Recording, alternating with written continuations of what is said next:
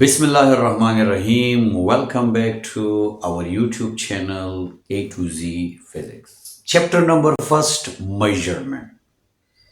Lecture number second radian. आज का lecture बच्चों रेडियन के हवाले से है. आज हम ये पढ़ेंगे कि रेडियन क्या है, रेडियन को कैसे डिफाइन किया जाता है. फिर उसके बाद डिफिनीशन के बाद हम ये पढ़ेंगे कि आया अगर एंगल का यूनिट है तो रेडियन का डिग्री के साथ क्या रिलेशन है, 1 रेडियन कितने डिग्री के बराबर होगा. आगे चल के हम ये रिलेशन देखेंगे कि अगर हमें कोई भी घड़ी के बारे में इंफॉर्मेशन दी जाए जिसमें कहा जाए कि 1 घंटा गुजरने के बाद घड़ी कितना एंगल ड्रा करता है, 2 घंटे गुजरने के बाद घड़ी जो है वो कितना एंगल ड्रा करता है, या लेट सपोज 4 बजे हैं तो एक घड़ी अगर एक नीडल अगर 12 पे है और एक नीडल 4 पे है तो क्या एंगल बन रहा है आवर हैंड और मिनट हैंड के दरमियान. मिनट हैंड 1 मिनट में कितना एंगल कवर करता है, सेकंड 1 सेकंड में कितना कवर करता है, घंटा 1 घंटे में कितना कवर करता है, इनके दरमियान रिलेशन देखेंगे.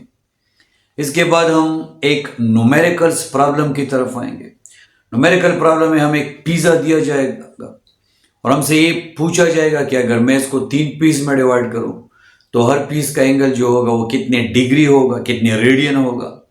अगर 2 पीस मैं इस तरफ कर लूं और 1 पीस इस तरफ हो जाए तो कितने रेडियन होगा, कितने डिग्री होगा. व्यूअर्स, हम इंशाल्लाह इन तमाम क्वेश्चंस को इंतहाई आसान तरीके से टैकल करेंगे इंशाल्लाह. सबसे पहले बच्चों रेडियन डिफाइन करते हैं कि रेडियन होता क्या है. तो बच्चों मैं एक सिंपल सा आर्क ड्रा कर रहा हूं, आर्क, और मैं ये जो आर्क ड्रा कर रहा हूं और मैं मान लेता हूं कि जो आर्क मैंने ड्रा किया है ये 10 सेंटीमीटर है. फॉर एग्जांपल हम सबसे पहले रेडियन को डिफाइन करेंगे, फिर रेडियन का डिग्री के साथ रिलेशन देखेंगे, फिर रेडियन मुख्तलिफ जगहों पे रेडियंस के बारे में इतनी इंफॉर्मेशन हम इकट्ठी कर सकें हम इंशाल्लाह इकट्ठी करेंगे. तो चलिए नाजरीन रेडियन डिफाइन करते हैं. रेडियन क्या होता है बच्चों? अगर मैं 10 सेंटीमीटर रेडियस ड्रा करूं और मैं आपसे ये कहूं कि मैं एक आर्क भी ड्रा करना चाहता हूं और ये आर्क एग्जैक्टली 10 सेंटीमीटर होना चाहिए, तो चलिए मैं एक रफली नॉर्मली जब मैं क्लास में होता हूं तो मैं स्टूडेंट से कहता हूं कि बच्चों जब आपके ख्याल में 10 सेंटीमीटर तक आर्क ड्रा हो जाए तो आप काइंडली मुझे सजेशन दे दें कि सर स्टॉप. तो चलिए मैं आपकी तरफ से अपने आप को आवाज दे दूंगा और कुछ वक्त के बाद हम एक रफ सा एस्टिमेट लगाने के बाद इसको स्टॉप कह देंगे. मान ले बच्चों कि ये जो आर्क मैंने ड्रा किया है ये भी 10 सेंटीमीटर है. जो आर्क मैंने ड्रा किया है ये भी 10 सेंटीमीटर है. तो याद रखिए ये जो एंगल बन गया है ये angle, this angle is not an ordinary angle. This angle is now called 1 radian. ये एंगल 1 रेडियन है. इसका मतलब है कि 1 रेडियन वो एंगल है जिसके लिए किसी भी सर्कल का रेडियस उस सर्कल के आर्क के बराबर हो जाता है. बच्चों गौर से सुने, 1 radian is that angle subtended by any arc. 1 radian is that angle subtended by any arc at the centre of a circle. And what is the beauty of that arc? That arc must be equal to in distance to the radius of the circle. तो चलिए ये definition मैं simply लिखता हूं. So 1 radian is defined as the angle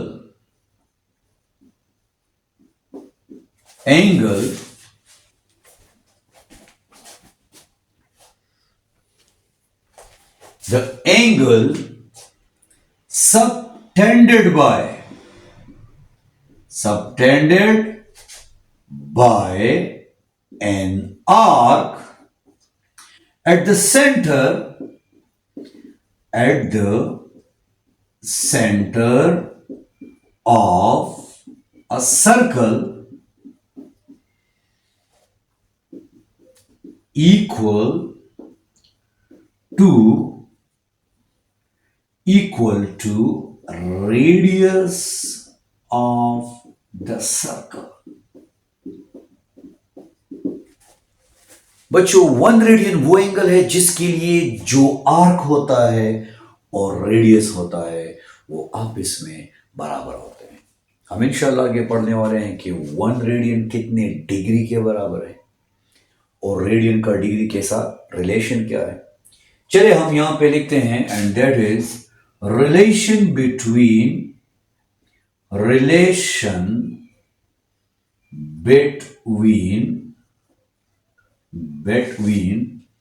radian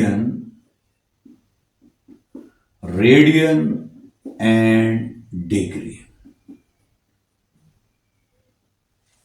radian और degree के दरमियान relation मालूम करते हैं। क्लियर? सबसे पहले बच्चों मैं एक सिंपल सी इक्वेशन लिख रहा हूं जो कि बुक में भी, फेडरल की बुक में और हमारे प्रोविंशियल बुक दोनों में डायरेक्ट दी गई है। और वो इक्वेशन है बच्चों, and that is S is equal to theta R. अब जब बुक देखेंगे तो बुक में आपको इक्वेशन मिलेगी theta is equal to S by R. ठीक है बच्चों, ये इक्वेशन को इंशाल्लाह हम डिराइव करेंगे यूनिट नंबर 5 में इंशाल्लाह। फिलहाल इस इक्वेशन को हम यूज करते हैं ताकि हम 1 रेडियन और डिग्री के दरमियान रिलेशन मालूम कर सके। बच्चों 1 रेडियन आप लोग समझ चुके हैं।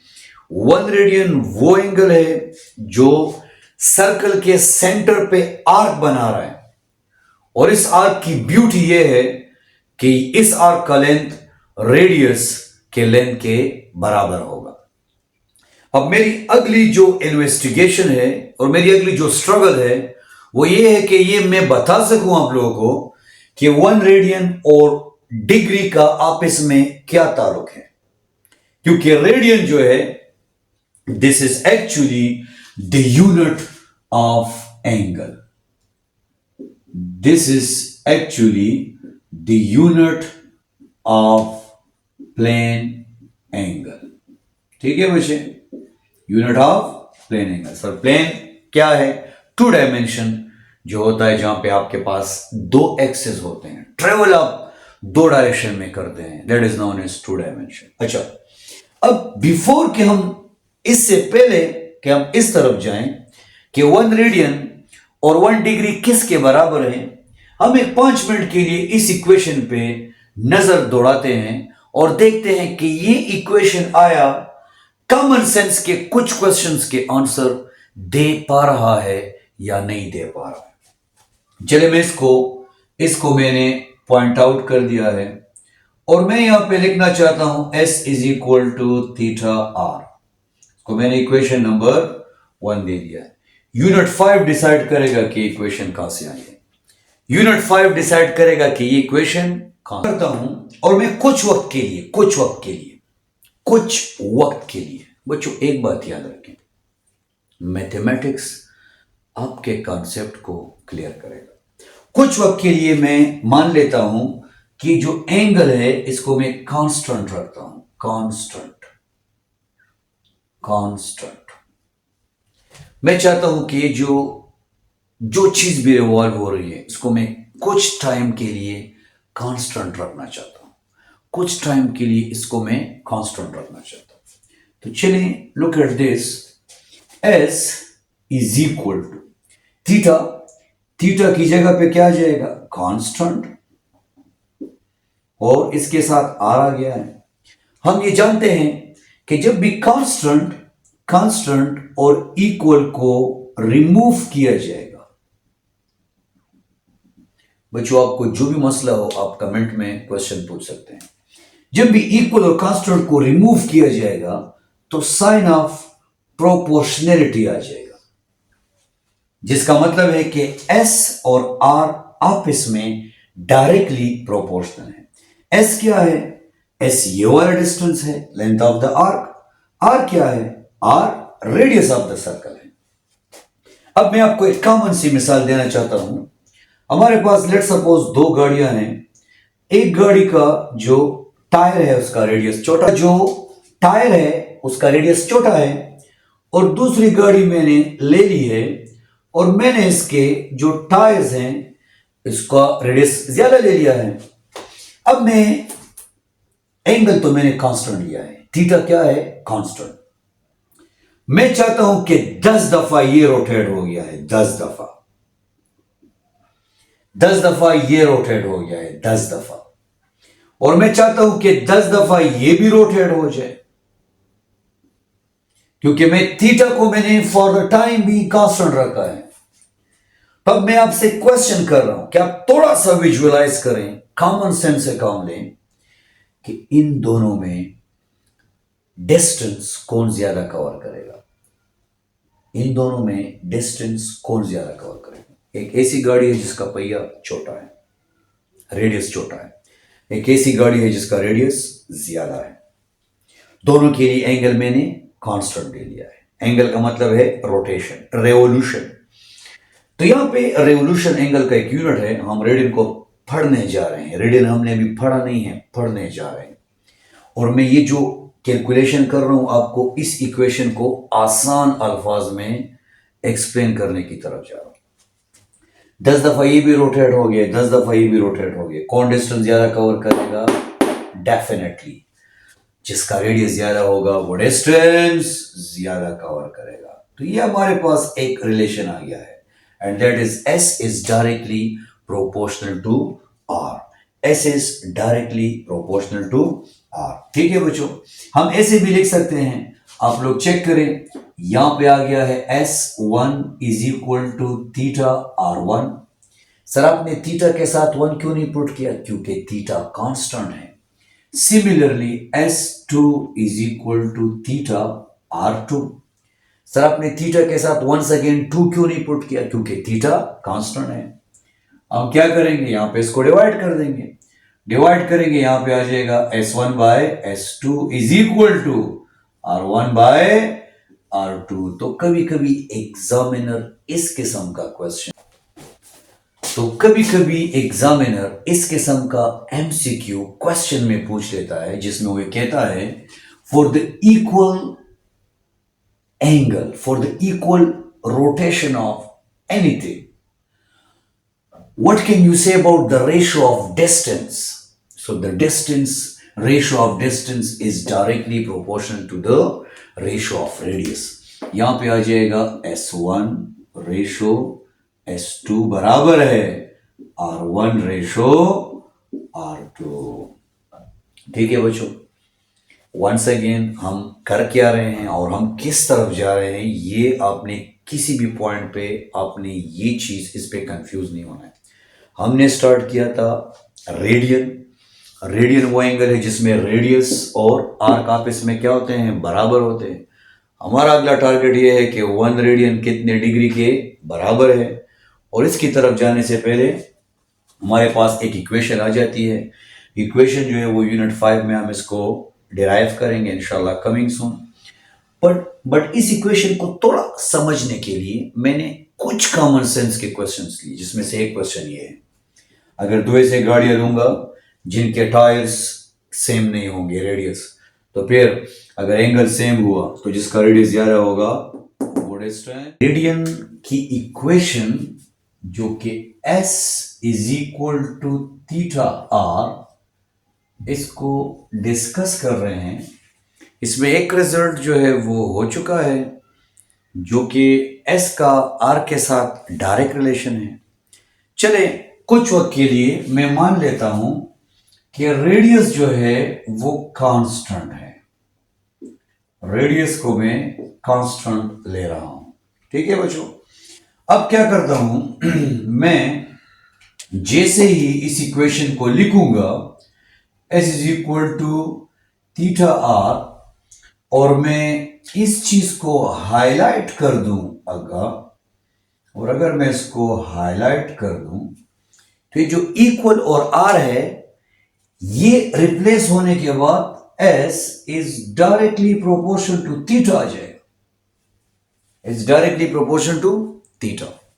एक्चुअली हमारी जो कंसंट्रेशन है वो रेडियन और डिग्री के दरमियान रिलेशन मालूम करना है, लेकिन चूंकि उसके लिए जो इक्वेशंस ऊपर से आ चुकी है, उस इक्वेशन को थोड़ा सा कंसेप्चुअली समझते हैं कि कंसेप्चुअली इसका क्या मतलब है। तो चेक करें, this time we are having 2 cars, लेकिन याद रखिए बच्चों, दोनों गाड़ियों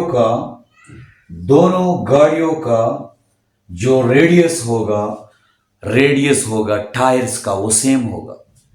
और अब मैं मान लेता हूं कि ये 10 दफा रोटेट हो गया है, रेवोल्यूशन, और मान लेता हूं कि ये 100 दफा रिवॉल्व हो गया है, तो डेफिनेटली दूर तक कौन जाएगा? जो 100 दफा रिवॉल्व होगा। इसका मतलब ये है कि ये जो S is directly proportional to theta है, ये बिल्कुल सही कह रहा है। और ये इक्वेशन जो रिजल्ट्स आपको दे रहा है, बड़े बेहतरीन रिजल्ट्स। तो इसी तरह हम यहां पे लिख सकते हैं S1 is equal to theta 1 into R. Last में थीटा के साथ 1 नहीं था क्योंकि वो कांस्टेंट था। दिस टाइम आर के साथ 1 नहीं है क्योंकि दोनों केस में आर कांस्टेंट है। यहां पे क्या आएगा? S2 is equal to theta 2 into R. दोनों को हम क्या करेंगे बच्चों? दोनों को डिवाइड कर देंगे। थीटा 1 बाई थीटा 2, आर और आर जो सेम होगा वो कट जाएगा, तो ये कट जाएगा। यहां पे आ जाएगा ratio of S1 S2 is equal to ratio of theta 1 theta 2। बच्चों, कॉम्पिटिटिव एग्जाम में आपसे इस किस्म के अंदाज में ये क्वेश्चन पूछा जा सकता है। बहरहाल हम चीजों को कॉम्प्लिकेटेड नहीं बना रहे, हम तो बड़ा आसान बना रहे हैं। हम तो ये सोच रहे हैं कि जो इक्वेशन बुक में डायरेक्ट लिखी गई है, उस इक्वेशन की इंपॉर्टेंस क्या है। थीटा भी कांस्टेंट हो गया है, आर भी कांस्टेंट हो गया है। इस इक्वेशन में जो कि S is equal to theta R है, इसमें एक और ऐसा अल्फाबेट है जिसको कांस्टेंट लेना अभी रहता है। और अगर हम यहां पे लिखें if the distance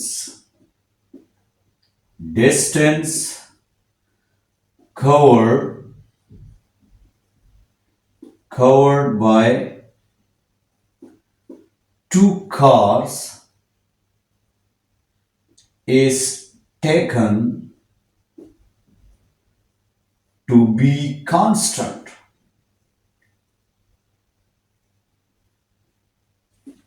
If the distance covered by 2 cars is taken to be constant, then what will happen? S is equal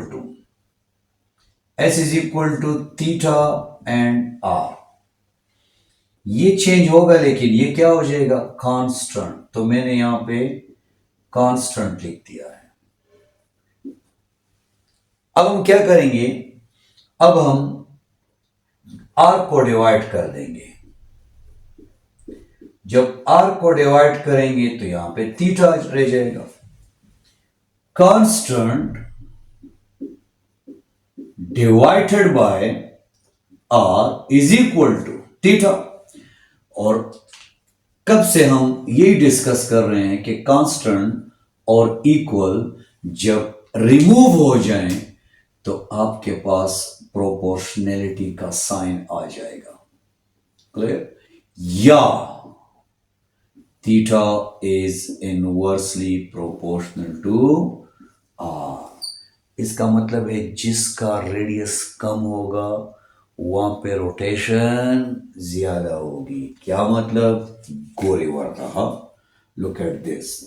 now we are having 2 cars, लेकिन दोनों कार्स का रेडियस आप थोड़ा सा डिफरेंट ले लें। आप ऐसे इमेजिन करें कि 2 गाड़ियों की रेस चल रही है। Race starting position ending position same है, ये रहा रेस स्टार्ट हो गया और ये फिनिशिंग लाइन है। क्लियर? फिनिशिंग लाइन है। अब ये डिस्टेंस और ये डिस्टेंस दोनों का सेम है। कॉमन क्वेश्चन, ये गाड़ी यहां तक पहुंचने में ज्यादा रोटेट होगी या ये गाड़ी यहां तक पहुंचने में ज्यादा रोटेट होगी? डेफिनेटली जिसका रेडियस कम होगा वहां पे रोटेशन ज्यादा होगी, जिसका रेडियस ज्यादा होगा वहां पे रोटेशन कम होगी। तो ये जो रिलेशन है यहां पे हमें आसानी से इसकी समझ आ रही है। तो हम यहां पे लिख सकते हैं S is equal to theta one R one, S is equal to theta two R two. दोनों जैसे डिवाइड करेंगे एस एस के साथ कैंसिल हो जाएगा, यहां पे आ जाएगा theta one R one divide by theta two R two is equal to one. Very simple. कोई कंफ्यूजन हो, कोई मसला हो, कमेंट में आप क्वेश्चन करें, इंशाल्लाह आई विल आंसर। अच्छा, अब क्या है, थीटा वन थीटा टू यहीं पे रह गया है, आर टू ऊपर चला गया है और आर वन नीचे आ गया है। तो जो रेशो रह जाएगा वो R two ratio R one के इक्वल होगा, क्योंकि यहां पे जो रिलेशन है वो इनवर्स है। यहां पे रिलेशन डायरेक्ट है, यहां पे रिलेशन इनवर्स है, यहां पे रिलेशन डायरेक्ट है, यहां पे रिलेशन इनवर्स है, यहां पे रिलेशन डायरेक्ट है, यहां पे रिलेशन इनवर्स है। तो इस किस्म के क्वेश्चंस आपसे इस इक्वेशन के बारे में पूछे जा सकते हैं। ये इक्वेशन सिर्फ और सिर्फ हमने इसलिए एक्सटेंड करके प्रेजेंट की ताकि आपको ये बात क्लियर हो जाए कि कोई भी इक्वेशन अगर कहीं पे भी डायरेक्ट आ जाए, कॉमन सेंस से हम उसको वेरीफाई कर सकते हैं, और अगर कॉमन सेंस से वेरीफाई हो जाए प्रूफ की कोई जरूरत हमारे लिए नहीं है। चले अब हम एक क्वेश्चन लिखते हैं और उसी क्वेश्चन से अब अपने टॉपिक का दोबारा आगाज करते हैं। सर टॉपिक आप किधर थे? बच्चे हम कहीं नहीं थे, हम सिर्फ 1 रेडियन और डिग्री के दरमियान रिलेशन मालूम करना चाह रहे हैं कि 1 रेडियन और डिग्री के दरमियान जो फिगर है, न्यूमेरिकल वैल्यू है, मैथमेटिकल वैल्यू है, वो किसके इक्वल है। ठीक है बच्चों, तो हम अपने टॉपिक की तरफ वापस आते हैं। रेडियन हम डिफाइन कर चुके हैं। रेडियन क्या है? ये वो एंगल है जो कि आर्क बनाता है सर्कल के सेंटर पे, और आर्क की स्पेशलिटी ये है कि उसका लेंथ रेडियस के लेंथ के बराबर होता है। ठीक है, रिलेशन जो है वो 1 रेडियन कितने डिग्री के बराबर है उसकी तरफ जा रहे हैं, लेकिन एक छोटा सा एमसीक्यू है वो सॉल्व करते हैं और उसके सोल्यूशन के अंदर हमें ऑटोमेटिकली पता चल जाएगा कि 1 रेडियन कितने डिग्री के बराबर है। एमसीक्यू क्या है? एमसीक्यू है बच्चे, the angle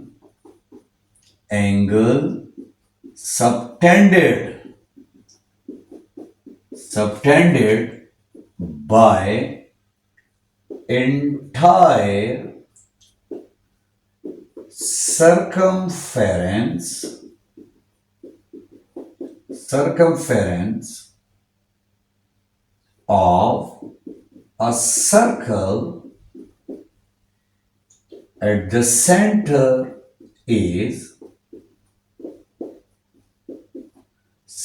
of the circle is 0 radian pi by 2 radian pi radian 2 pi radian। इस क्वेश्चन को समझते हैं और फिर आराम आराम से कंसेप्चुअली अपना सफर 1 रेडियन और डिग्री की तरफ गामजन करते हैं। ठीक है, इसको समझते हैं। और आराम आराम से अपना सफर जो है वो कंटिन्यू रखते हैं। 1 रेडियन कितने डिग्री के बराबर है इसकी तरफ कंटिन्यू रखते हैं। तो चले बच्चों, वो इक्वेशन जिसकी हमें समझ आ चुकी है वो है बच्चे S is equal to theta are.